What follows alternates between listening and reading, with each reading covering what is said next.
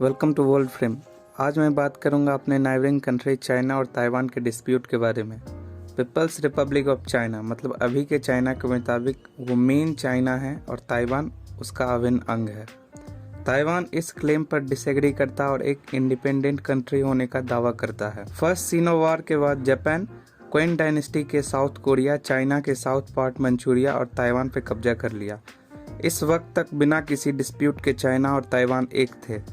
वैसे तो चाइना और ताइवान कॉन्फ्लिक्ट की शुरुआत 1950 के बाद हुआ, लेकिन बात करेंगे 1927 से, जब से एक्चुअल सिविल वॉर चाइना में स्टार्ट हुई। हमारे देश भारत के ही तरह चाइना एक यूनिफाइड कंट्री नहीं बल्कि अलग अलग डायनेस्टी में बटी थी। इसलिए 25 अगस्त 1912 को सुन येत सेन ने उस समय चाइना के सबसे बड़ी पॉलिटिकल पार्टी क्योमितोंग पार्टी की स्थापना की और चाइना को एक यूनिफाइड कंट्री बनाने के काम में लग गए।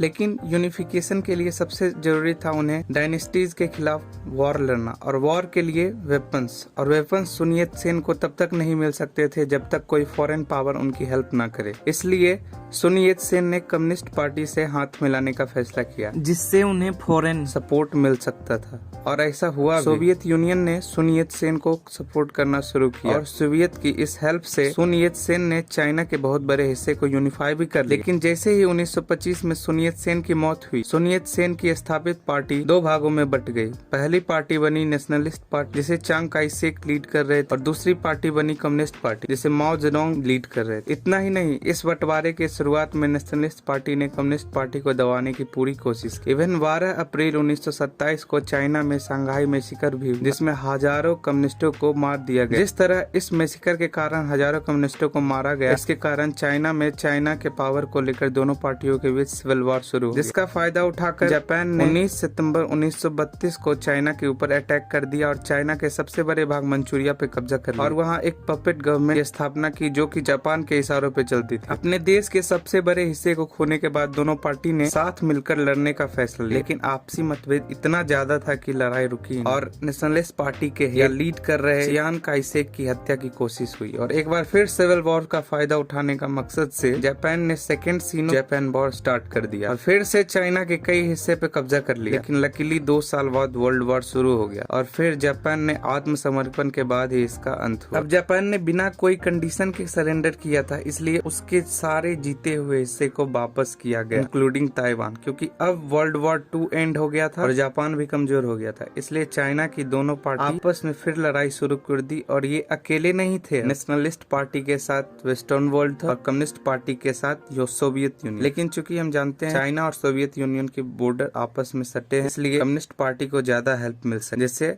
कम्युनिस्ट पार्टी नेशनलिस्ट पार्टी पे भारी पड़ी और नेशनलिस्ट पार्टी ताइवान तक ही सीमित होकर रहे। चाइना ने अपने आप वर्ल्ड से इंट्रोड्यूस कराया और 1949 में जब पीपल्स रिपब्लिक ऑफ चाइना, लेकिन उस समय ताइवान के साथ वेस्टर्न वर्ल्ड और खासकर यूनाइटेड स्टेट था, इसलिए ताइवान को ज्यादा मान्यता मिली चाइना के मुताबिक। इनफैक्ट 1971 तक तो यूनाइटेड नेशन की सीट ताइवान के पास हुआ करती थी और मैक्सिमम कंट्रीज भी ताइवान को ही मानती थी। और पीपल्स रिपब्लिक ऑफ चाइना, जिसे हम असली चाइना के रूप में जानते हैं, यह कभी नहीं जान पाते अगर पंडित जवाहरलाल नेहरू उस समय इमरान खान की तरह ना किया होता, तालिबान की तरह चाइना का गुणगान न करते।